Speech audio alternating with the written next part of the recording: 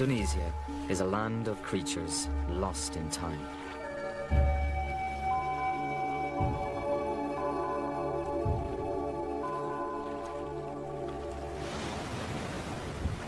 Castaways from 2 continents settled the island chain of Indonesia, the greatest archipelago on Earth. Marooned on this scatter of islands, their descendants were cut off from the outside world. Many became unique.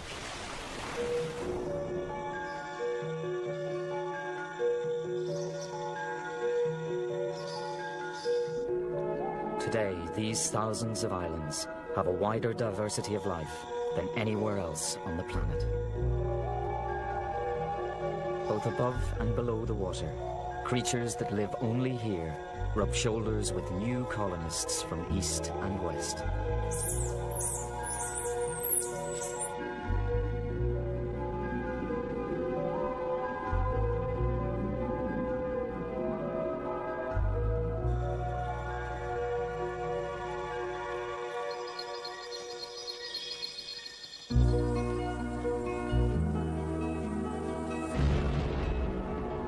Indonesia lies on a ring of fire, and the land still bears the scars of its violent birth.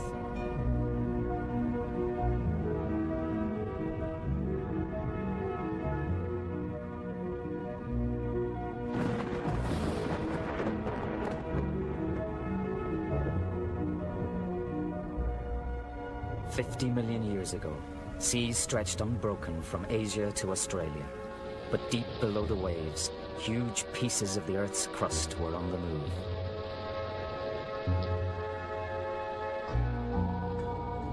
Where these giant fragments collided, molten lava spewed from the seabed.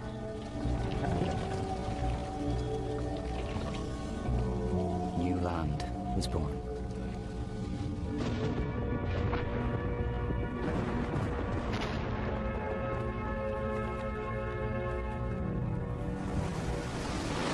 Over millions of years, what was once open ocean became an archipelago of more than 17,000 islands.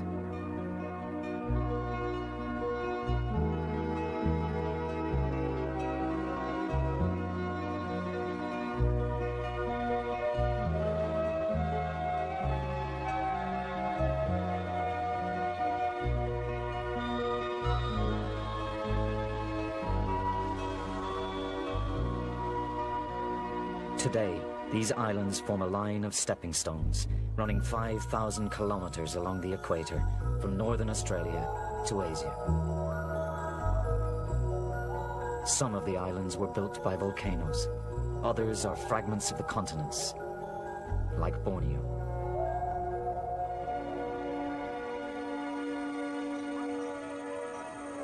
Borneo was once part of Asia, so Asian animals colonized its forests. They've been isolated so long that some are now quite different to their relations on the mainland. They've become new species, like the proboscis monkey. Proboscis monkeys are found only here, in Borneo, along rivers and in coastal mangrove forest. They get their name from the male's enormous nose.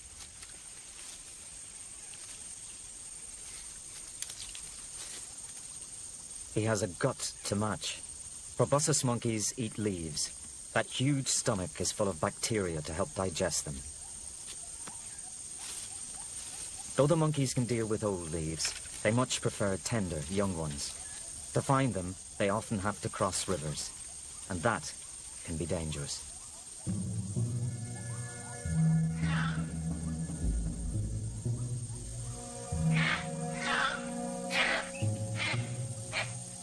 The murky water hides a stealthy hunter.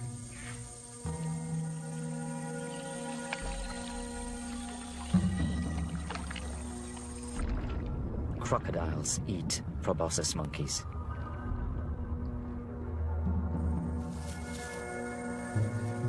Is that a crocodile or just a floating log?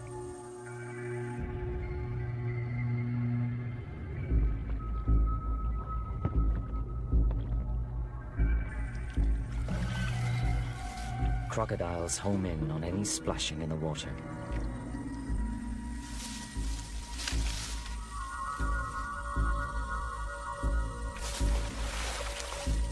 The monkeys strain every sinew to clear the danger in a single leap. They can't afford to put a foot wrong.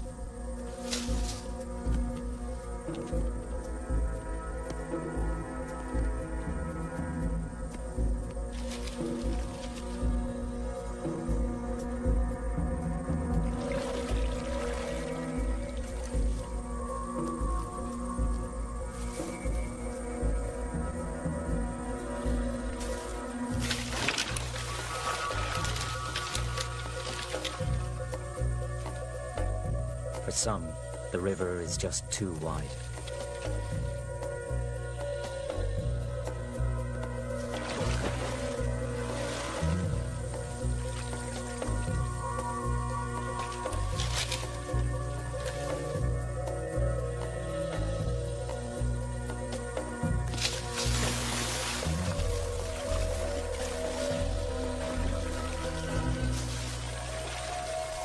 Every crash could be a dinner bell for the crocodiles.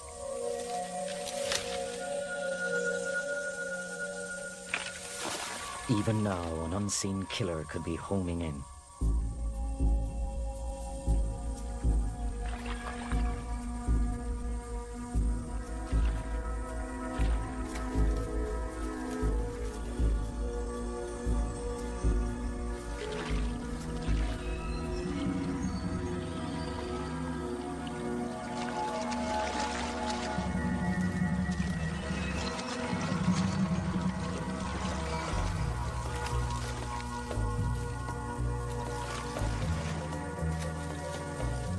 The crocodile was just too late. But its time will come. Crocs kill more proboscis monkeys than any other predator.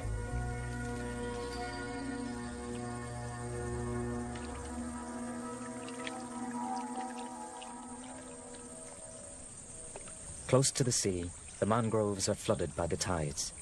The creeks here are too wide to jump, so if the best of the food is on the other side, the monkeys have to swim for it. They paddle across as quietly as they can.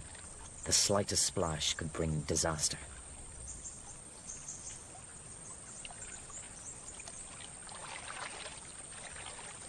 These unique animals even have partly webbed feet, ideal for life in Borneo's mangroves. Borneo is an old island, a fragment of mainland Asia. Others in the archipelago are much younger. A new island appeared as recently as 1928.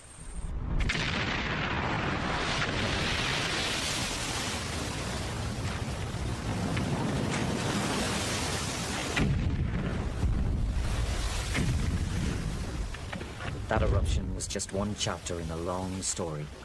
Krakatoa.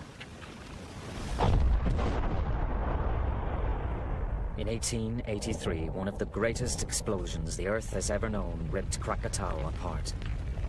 But just 45 years later, a new island burst from the sea. The child of Krakatoa. Today, the child is still growing. This is island building in action. This is just one of 155 active volcanoes in Indonesia.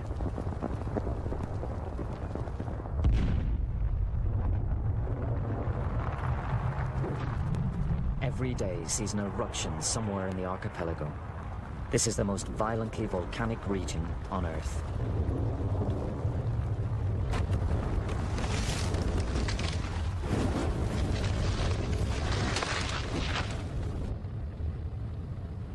Within a year of its birth, Krakatoa's child received its first colonists.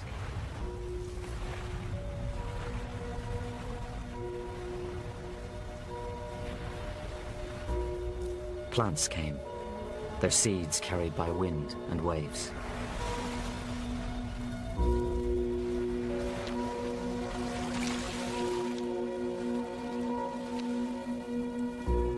Volcanic ash is a fertile seedbed.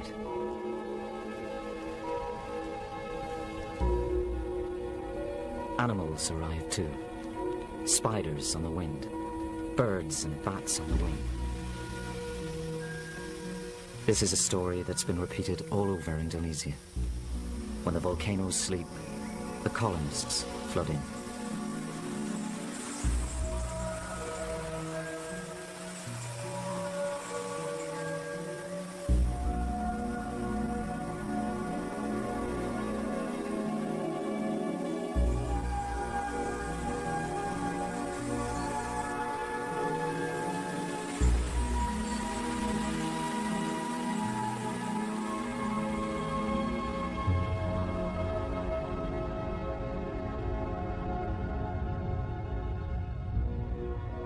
Rich volcanic soils attracted another kind of immigrant. People. Fertile ash, ample rainfall, and tropical sun make volcanic slopes like these the breadbasket of Indonesia. People have been farming here for countless generations. Terraces in Java date back 2,000 years.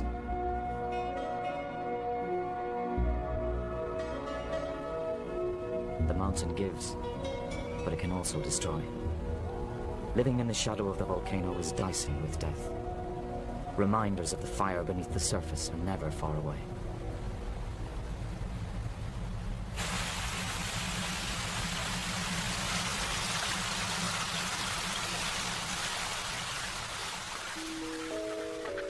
These are soils so rich that they yield 3 crops in a year. And they need to. For Java is the most densely populated island in the world. With almost 150 million people, it has half Indonesia's total.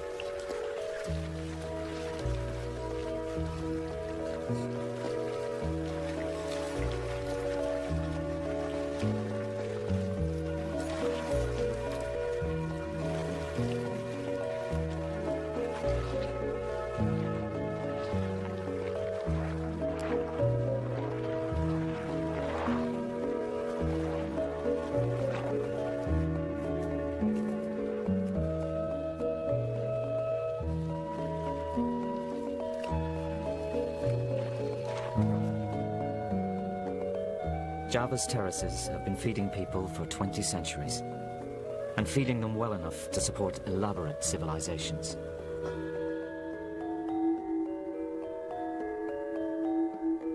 The ruins of Borobudur date from the 8th century. Only a society that knew where its next meal was coming from could have afforded such a flowering of art and craftsmanship. Borobudur is the largest Buddhist temple in the world.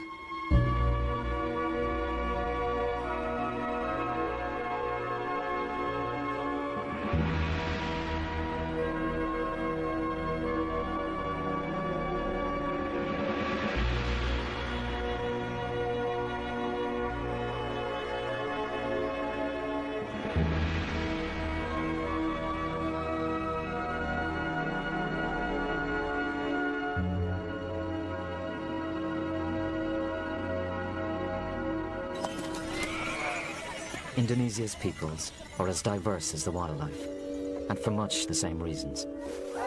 Over the centuries, waves of immigrants colonized these fertile islands. They came from many different lands, each with its own cultural heritage. Isolated on remote islands, old cultures flowered in new ways. Beauty blended with the bizarre. Masks like this perhaps inspired by the strange creatures that shared these island homes. And few could be stranger than this. The babirusa. It lives on just one island. It's a pig, but a pig with a difference. Only the males have these extraordinary tusks. No one knows what they're for. An early explorer suggested they were hooks, so the animal could hang its head from a branch when it was resting. But then why doesn't the female have any? It's more likely they're used for some male chauvinist pig activity, like fighting or attracting a mate.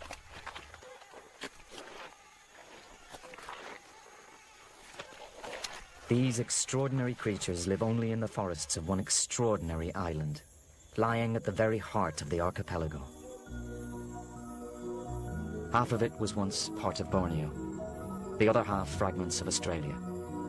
Some 15 million years ago they collided to form Sulawesi. Sulawesi's animals are the castaways of 2 continents. It's now isolated, so they've been left alone to evolve in their own way.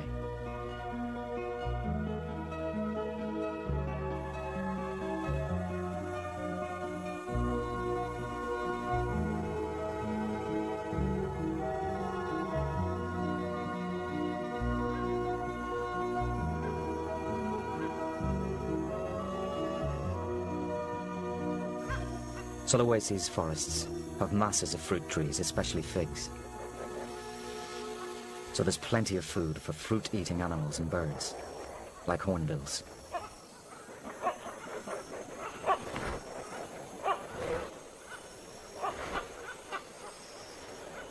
The ancestors of these enormous birds came from the forests of southern Asia. This is the red-knobbed hornbill. It's found only in Sulawesi, one of 88 bird species unique to the island.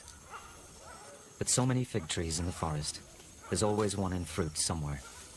Figs make up most of their diet.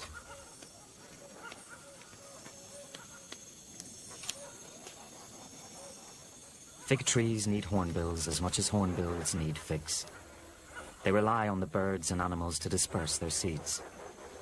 When a fig tree is in fruit, it's a focus of activity for all kinds of creature.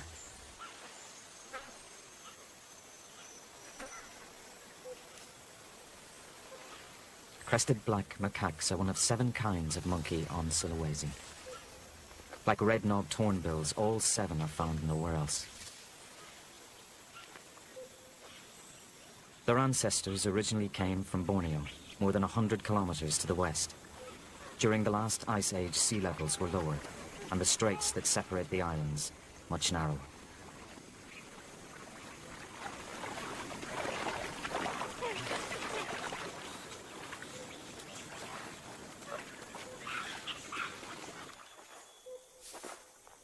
The movements of the Earth's crust that assembled Sulawesi triggered volcanoes too.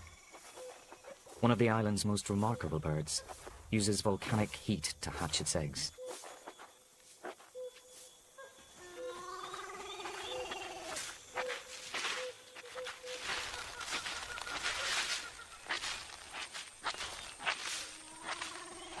It's the maleo.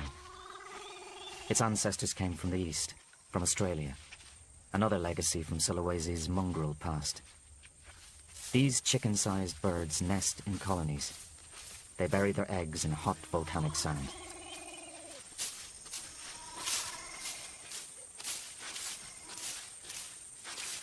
The eggs are huge, 5 times the size of a hen's egg. The chicks will need those reserves of energy because their parents play no part in their upbringing. The eggs are buried and abandoned. In 3 months they'll hatch, incubated only by the heat of the sand.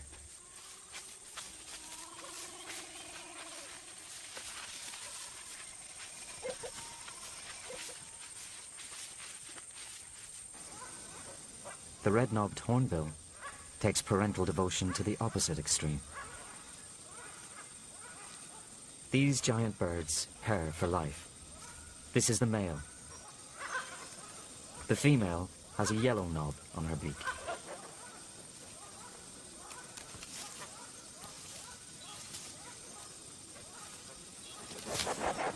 Hornbills nest in holes in tree trunks. The females are walled up inside for safety. Most kinds narrow the entrance with mud, but volcanic soils don't bind well. So this one seals herself in with her own droppings. Fig seeds make good glue.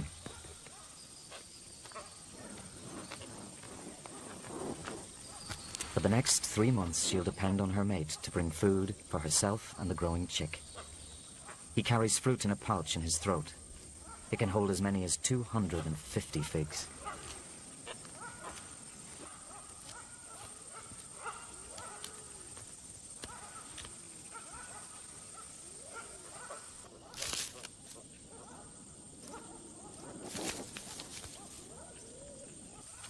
Even when his mate breaks her way out, the male's task isn't over. The chick won't fledge for another month. He'll feed it until it leaves the nest. Sulawesi's beaches of black volcanic sand hold a special attraction for the monkeys. They're often the one place where they can find fresh water. Volcanic soils are very porous. During the dry season, many streams disappear, but the water still flows beneath the surface. The monkeys have learned to reach it by digging in the sand. The first Westerners to visit Sulawesi's shores thought these creatures were apes. Misled by the apparent lack of a tail, they christened them the black ape. In fact, they are monkeys, with a typically monkey way of life.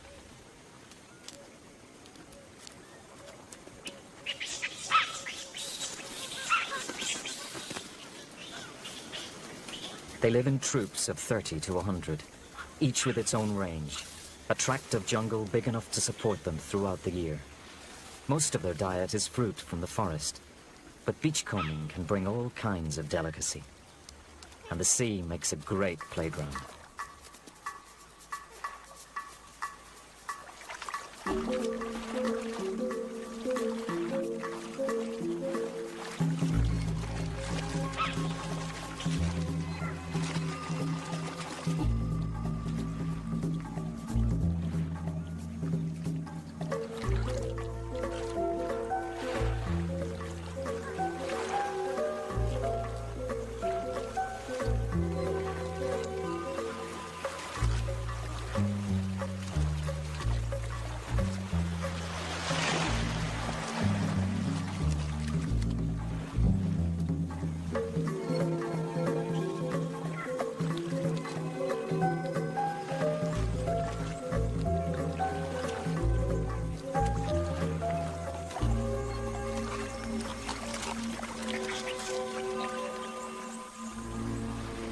As evening falls, the monkeys will retire to the trees. The night belongs to another world.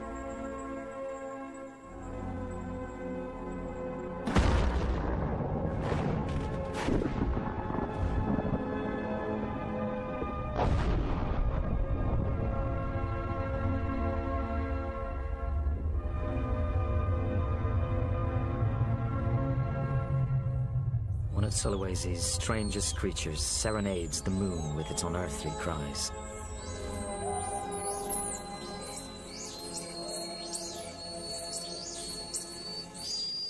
The tarsier. These tiny gremlins of the night are the monkeys' distant cousins. They live in pairs, each with its own patch of forest. At dusk and dawn, couples stake their territorial claims with a piercing duet.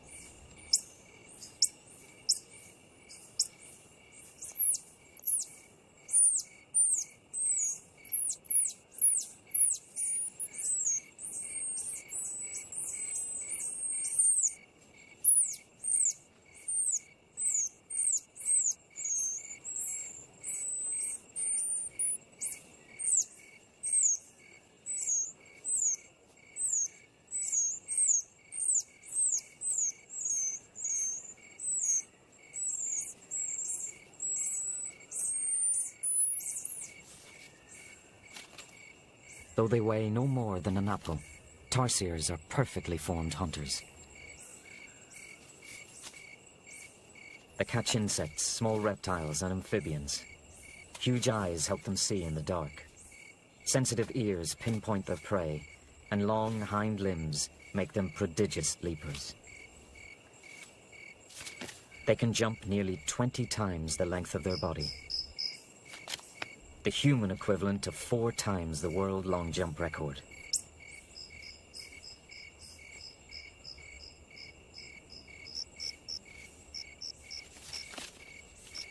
Tarsiers may be tiny, but 40 million years of evolution have honed their hunting skills to perfection.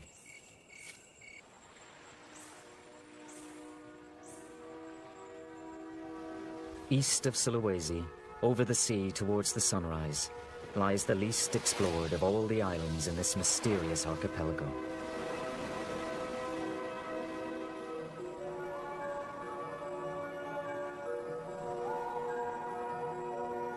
New Guinea is a giant fragment of continental crust. Only 10,000 years ago, it was part of Australia. Rising sea levels after the last ice age cut it off. Though it's separated only by shallow sea, it's a world apart. Well into the 20th century, few visitors ventured far into the interior.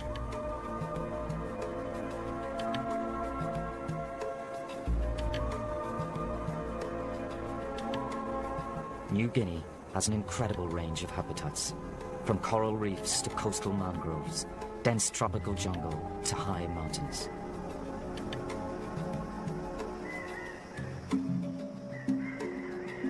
The interior is so rugged that even today, parts of it are almost unknown.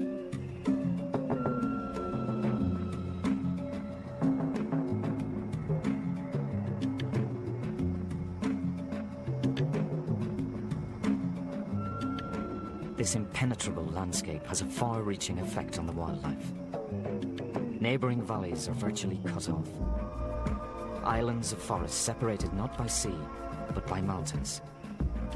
Just as islands in the ocean develop a distinct fauna, so these islands within an island have their own unique inhabitants.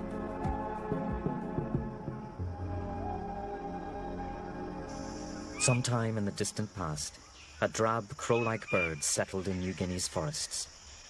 Over the years, its descendants were isolated in separate valleys. Today, there are many different kinds, among them some of the most spectacular birds in the world. They're the birds of paradise. This tiny jewel is the kingbird of paradise, the smallest of all. Like the rest, he has a dazzling courtship display.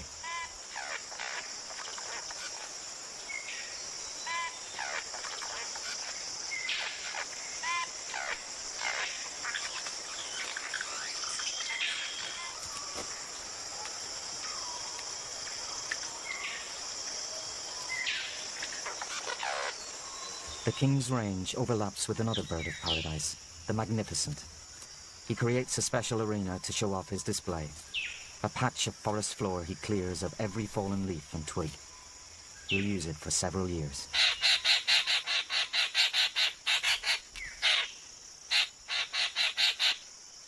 In both species, the females are drab and brown. Only the males flaunt flamboyant plumage. It's the females who decide who to mate with, and the males will go to ridiculous lengths to impress them.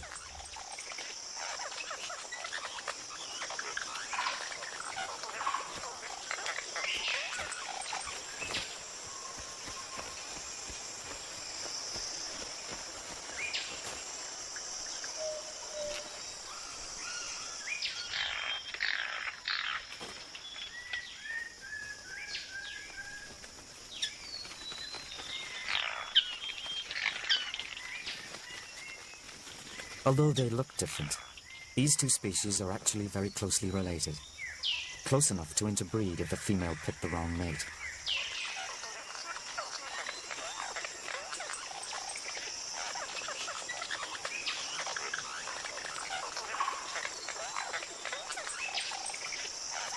If you take away the colors, these dances are almost identical.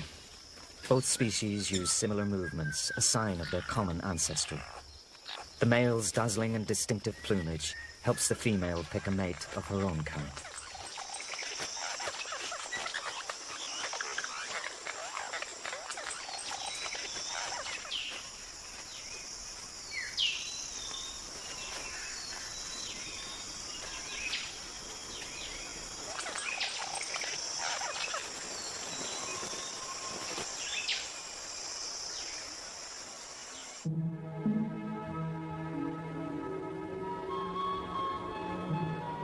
The mountains of New Guinea's central spine rise high above the tree line, to over 5,000 meters.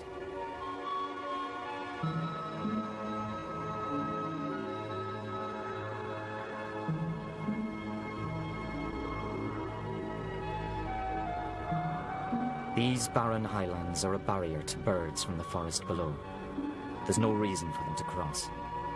Cut off in their jungle valleys, the birds of paradise flowered in splendid isolation. There are just 42 kinds of bird of paradise in the world. New Guinea and its offshore islands have 38 of them, all descended from that one crow-like ancestor.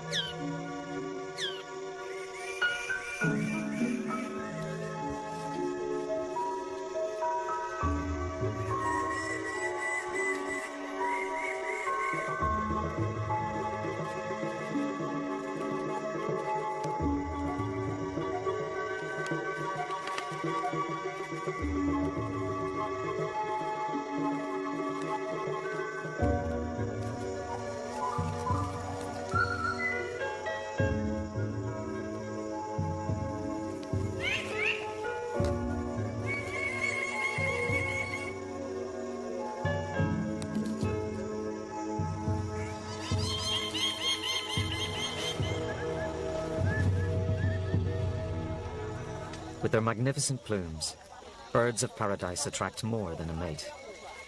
The feathers that are so vital to their courtship can also be their undoing.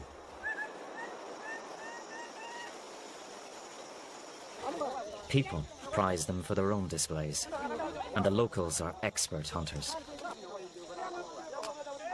New Guinea is more sparsely populated and better forested than other islands in the chain. It still has room for birds of paradise. Further to the west, in the heart of the archipelago, it's a very different story.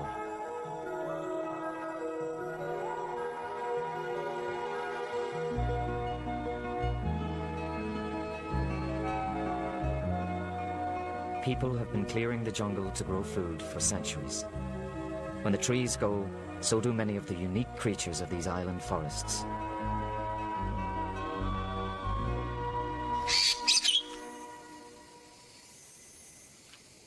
The Bali starling.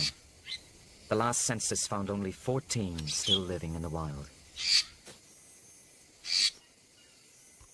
All across Indonesia, people are replacing the island's natural inhabitants.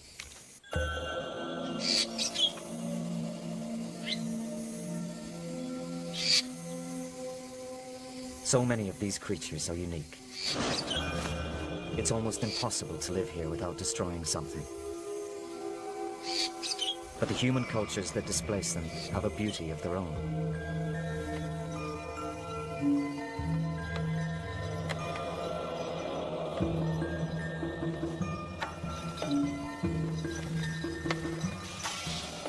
The Barong Dance of Bali tells a story of the age-old struggle between good and evil. An echo of that other timeless conflict between people and the natural world.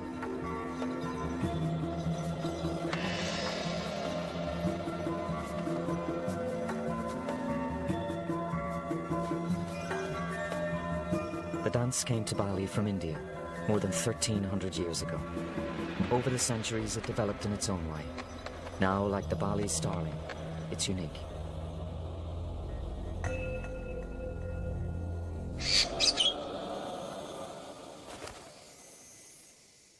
Right across the archipelago, Indonesia's cultural diversity is matched by the many ways that people exploit wildlife.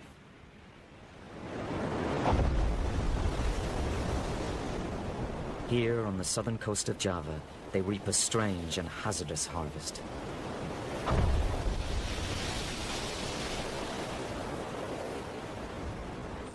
What these men are after is worth more than its weight in gold. To gather it, they will risk their lives.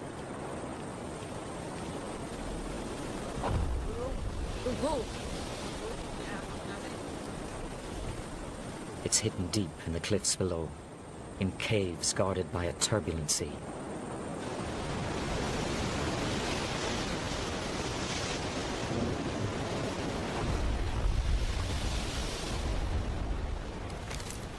Suspended from flimsy ladders of rattan and bamboo, they brave cliffs that tower 100 meters from the waves.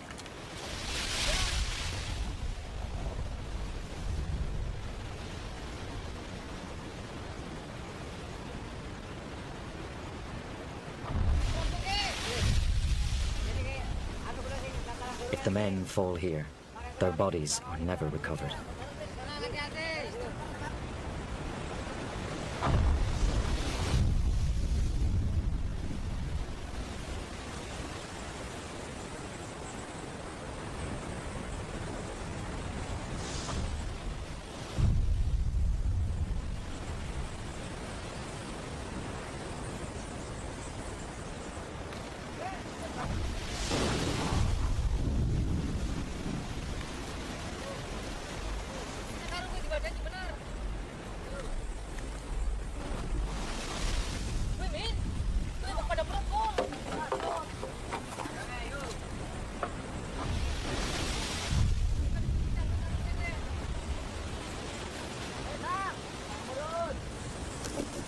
People have been doing this for centuries. The techniques have changed little across the years. Skills handed down from father to son over the generations.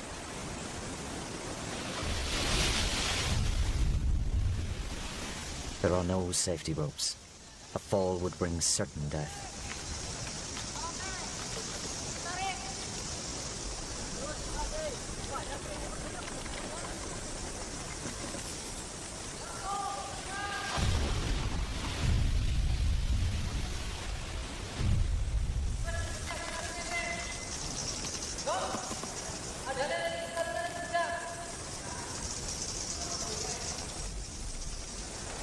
This is what they're after.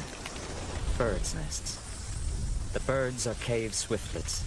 They build their nests of saliva. The nests are used to make bird's nest soup. To us, warmed-up swiftlet spit may not seem very appetizing, but in Chinese cuisine, it's a highly prized delicacy. There's been a trade in birds' nests for hundreds of years.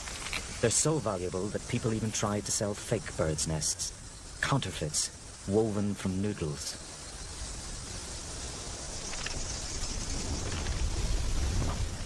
Collecting rights in every cave are owned and jealously guarded.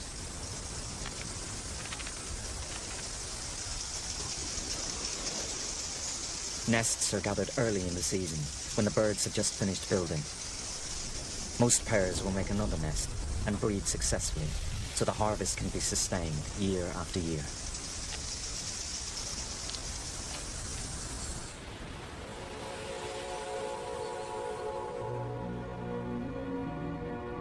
Where people share the islands with wildlife, they seldom leave it untouched. But not all of Indonesia's 17,000 islands are densely peopled.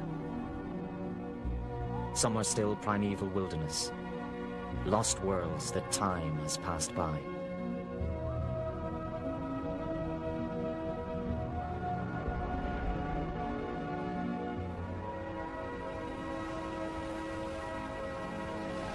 On these distant islands, even the animals look like something from the age of the dinosaurs.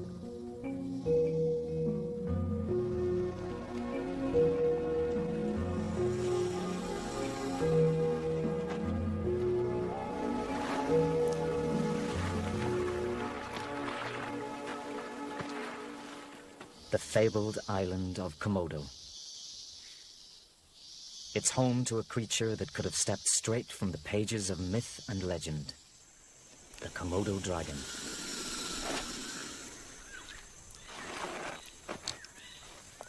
In reality, it's not a dragon, nor even a dinosaur, but a gigantic lizard.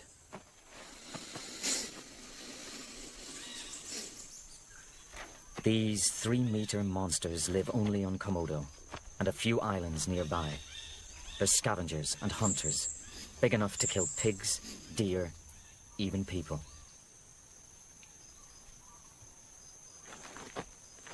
It's the breeding season. The formidable males must battle for the right to mate.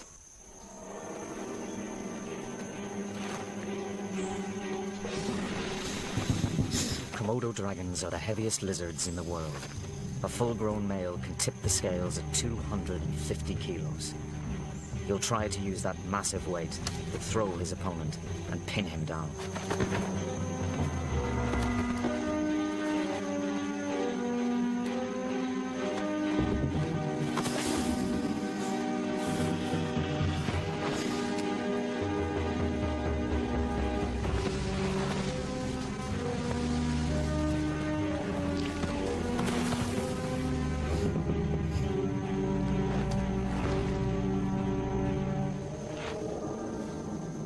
If the contestants are evenly matched, these contests can last an hour.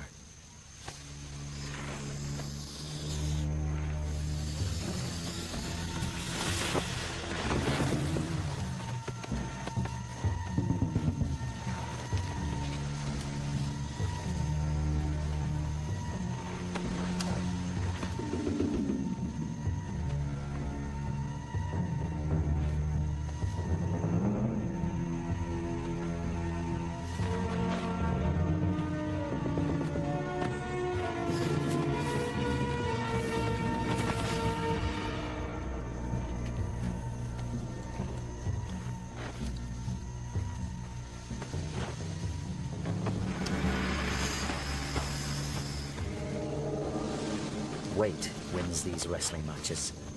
The smaller male is defeated, leaving his rival free to pursue the female.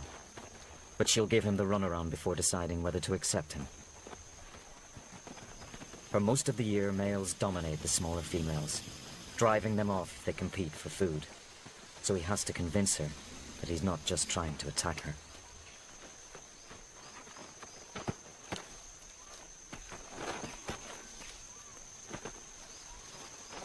Eventually, his scaly caresses will reap the reward.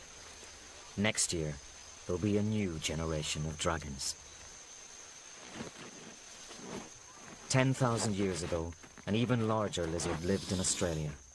A 7-meter monster, 10 times the weight of these. Could it have been the dragon's ancestor?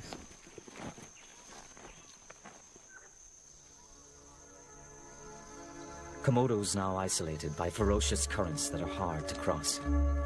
The dragons are island castaways, like so much that came here from across the sea. Right across the archipelago, the ocean carried colonists to these scattered isles. It's the ocean that created the rich variety, and the ocean has life of its own. It's there we'll go in our next program. The underwater wonderland of Indonesia.